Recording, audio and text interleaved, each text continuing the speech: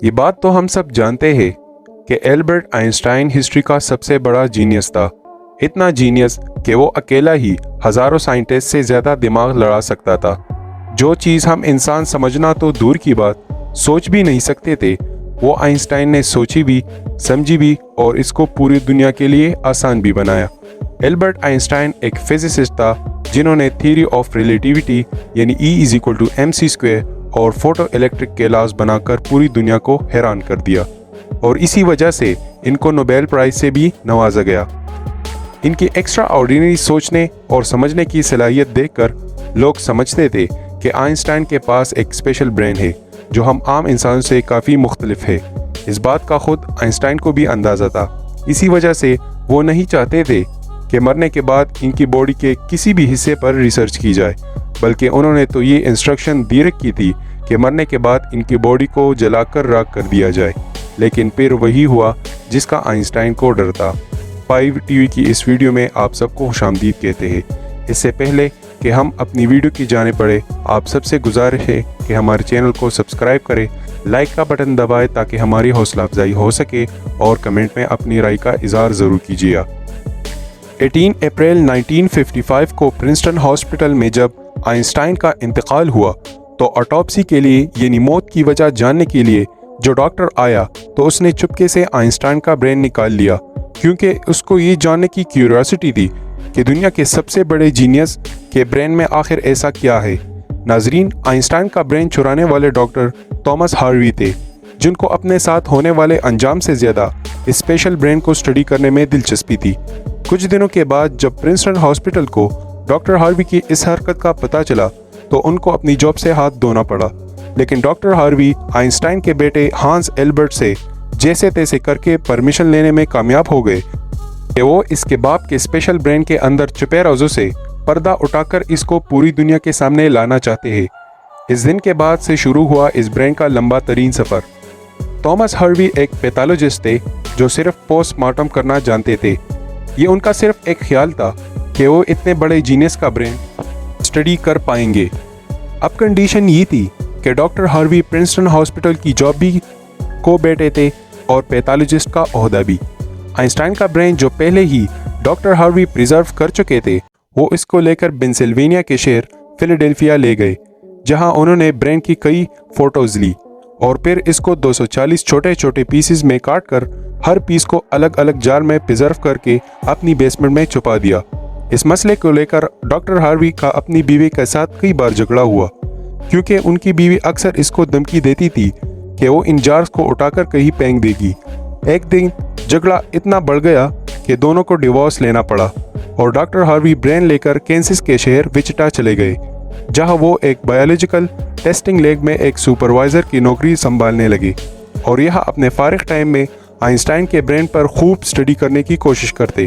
اس کے بعد وہ کئی الگ الگ جاب چھوڑ کر مختلف شہروں میں یہ برین لے کر گھومتے تھے۔ کئی سال گزر چکے تھے، لیکن ڈاکٹر ہاروی آئنسٹائن کا برین کچھ خاص ریسرچ نہ کر پایا، الٹا ان کا میڈیکل لائسنس بھی کینسل کر دیا گیا، اور نوبت یہاں تک آ گئی کہ ان کو ایک پلاسٹک کے فیکٹری میں جاب لینی پڑی۔ انہوں نے ایک اچھا فیصلہ کیا کہ وہ ان کے برین کے الگ الگ حصوں کو دنیا بھر کے بیسٹ نیورو پیتھولوجسٹ کے پاس ڈیٹیل ریسرچ کے لیے بھیج دے، لہٰذا انہوں نے ایسا ہی کیا۔ 1955 کو برین چوری کے 30 سالوں کے بعد یعنی 1985 میں پہلی بار آئنسٹائن کے برین پر ایک اسٹڈی پبلش کی گئی۔ اس کے بعد اگلے 28 سالوں تک کئی نیورو پیتھولوجسٹ نے اس جینیس برین پر کئی ریسرچ پبلش کی، جن میں بتایا گیا کہ آئنسٹائن کا برین عام انسان سے کافی مختلف ہے۔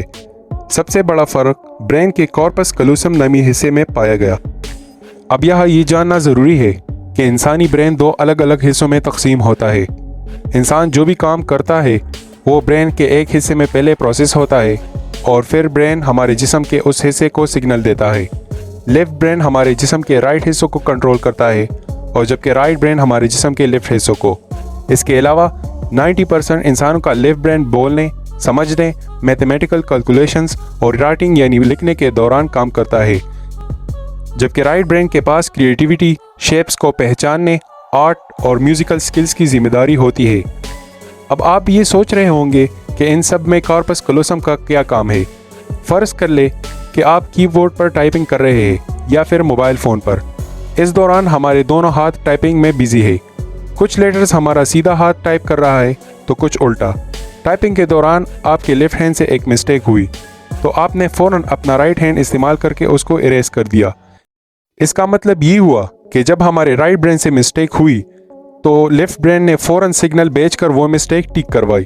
برین کے دونوں حصے جس چیز کے ذریعے ایک دوسرے سے کمیونیکیٹ کرتے ہیں اس کو کارپس کلوسم کہا جاتا ہے، اور آئنسٹائن کا کارپس کلوسم عام انسان سے کچھ زیادہ ہی بڑا تھا، یعنی ان کا لیفٹ اور رائٹ برین میں بہت ہی اسٹرانگ کنیکشن تھا، جس کی وجہ سے آئنسٹائن ایک ہی وقت میں کافی کمپلیکس پرابلمز اور سچویشنز کو امیجن کر سکتے تھے۔ کارپس کلوسم کے بڑے ہونے کے علاوہ آئنسٹائن کے برین کا پیٹرن بھی عام انسانوں سے کافی مختلف تھا، اور ریسرچرز کا ماننا ہے کہ اس کی وجہ سے برین میں نیورونز کا فلو کافی بہتر تھا۔ نیورونز کے اچھے فلو کے ہونے کا مطلب ان کی میتھمیٹیکل کیلکولیشنز کی پاور کافی زیادہ اسٹرانگ تھی۔ Albert Einstein complex mathematical problem بغیر پن اور کاپی کے اپنے دماغ میں سولو کرتا۔ نیورونز زیادہ ہونے کی وجہ ریسرچ پیپر میں بتائی گئی کہ جب آئنسٹائن کے برین کا وزن کیا گیا تو وہ 1230 گرام تھا، جبکہ عام انسانوں کا برین 1400 گرام ہوتا ہے۔ ریسرچرز کا ماننا ہے کہ ان کی برین کی لائننگ کافی پتلی تھی، جس کی وجہ سے ان میں کافی نیورونز پائے جاتے تھے، لیکن سب سے بڑا سوال ابھی بھی وہی تھا کہ کیا آئنسٹائن اسپیشل برین کے ساتھ ہی پیدا ہوا تھا یا ان کے پیدا ہونے کے بعد اس میں چینجز آئی۔ جانچ کے بعد معلوم پڑا کہ البرٹ آئنسٹائن جب پیدا ہوئے تو وہ پورے 5 سالوں تک بول نہیں سکتے تھے، جبکہ دوسرے بچے 2 یا 3 سال میں بولنا شروع کر دیتے ہیں۔ جب انہوں نے بولنا شروع کیا تب بھی وہ زیادہ نہیں بول سکتے تھے، بلکہ ہمیشہ اپنی ہی سوچوں میں گم رہتے تھے۔ ان کے پاس چیزوں کو میمورائز کرنے کی پاور کافی کم تھی، یہاں تک کہ ان کو سمپل میتھ کے ٹیبل کو یاد کرنا بھی مشکل تھا۔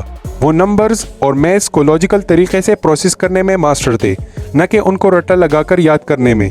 اسکول لائف سے آئنسٹائن تقریباً ہر سبجیکٹ میں فیل ہوتے تھے، صرف میتھس اور سائنس وہ واحد سبجیکٹ تھے جس میں آئنسٹائن کے نمبر کافی زیادہ آتے تھے۔ جب البرٹ آئنسٹائن 12 سال کے تھے، ایک فیملی ٹیچر اپنی جیومیٹری کی بک ان کے پاس بھول گئے۔ حیرت انگیز طور پر یہ صرف ایک ہی دن میں آئنسٹائن نے اپنی جیومیٹری کے پورے کنسیپٹ یاد کر لیے۔ نہ صرف اتنا بلکہ 14 سال کی عمر میں وہ ڈیفرینشیل اور انٹیگرل کیلکولیشن کے ماسٹر بن چکے تھے۔ میتھس اور سائنس میں ان کی اتنی اسٹرانگ گرپ تھی کہ وہ سوال پوچھنے کے لیے جب کلاس روم میں ہاتھ کھڑا کرتے تو اکثر پروفیسر گھبرانے لگتے تھے، کیونکہ آئنسٹائن کے سوال اکثر ٹیچر کے اوپر سے ہی گزر جاتے تھے۔ چھوٹی سی عمر میں ہی وہ اس یونیورس کے لاس کو ایک ہی ایکویشن میں بند کرنا چاہتے تھے، اور یہی انہوں نے اپنی زندگی کا مقصد بنایا۔ 30 سال کی عمر میں آئنسٹائن نے 4 ریسرچ پیپر پبلش کیے، جس نے پوری دنیا کو حیران کر ڈالا۔ اس کی وجہ سے ان کو پی ایچ ڈی کی ڈگری اور ہیومینٹی کے لیے اعلیٰ کردار ادا کرنے کے لیے ان کو نوبیل پرائز سے بھی نوازا گیا۔ اس بات کا اندازہ آپ اس سے لگا لیں کہ ان کی تھیسس کے بنا اب بھی سائنس ادھوری ہے۔